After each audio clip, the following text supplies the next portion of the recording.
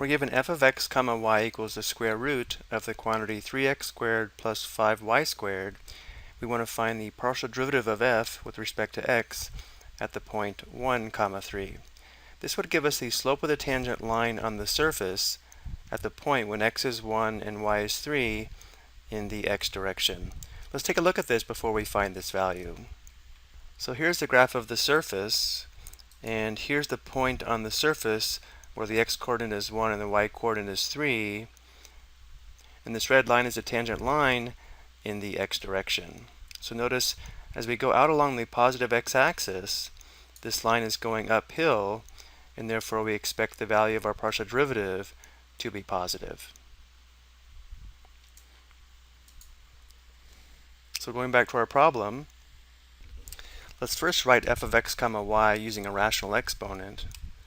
So we can write f of x comma y equals the quantity 3x squared plus 5y squared to the 1/2 power. And now to find the partial derivative with respect to x, we'll treat y as a constant and differentiate with respect to x.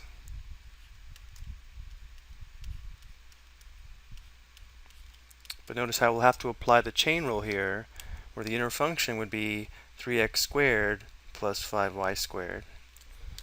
So if we let u equal 3x squared plus 5y squared, we'll have to find u prime, or the derivative of u, with respect to x. So we'll treat y as a constant, so u prime would just be 6x. So now if it's helpful, we can think of this as just u to the 1/2.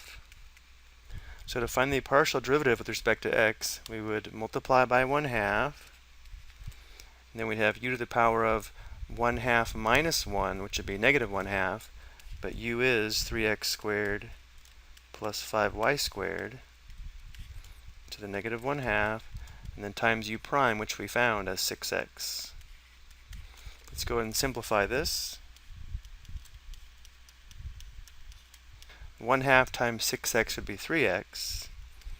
And because we have a negative exponent here, let's move that to the denominator. So we'd have the quantity 3x squared plus 5y squared to the positive 1/2.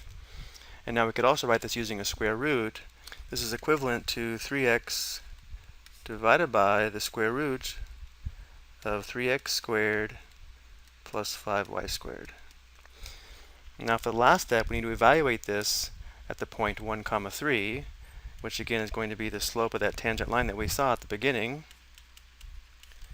So if x is 1 and y is 3, using this form we'd have 3 times 1 divided by the square root of, well, if x is 1, we'd have 3 times 1 squared plus 5 times 3 squared. That'd be 3 divided by the square root of, this would be 3 plus 45, or 48. But the square root of 48 does simplify. 48 is equal to 16 times 3.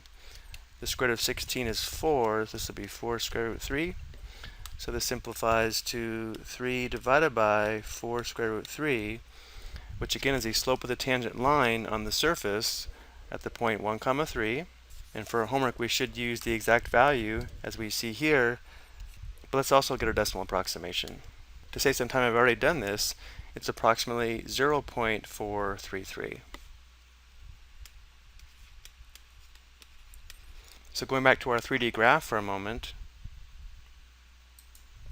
we just found the slope of this red tangent line in the x direction. I hope you found this helpful.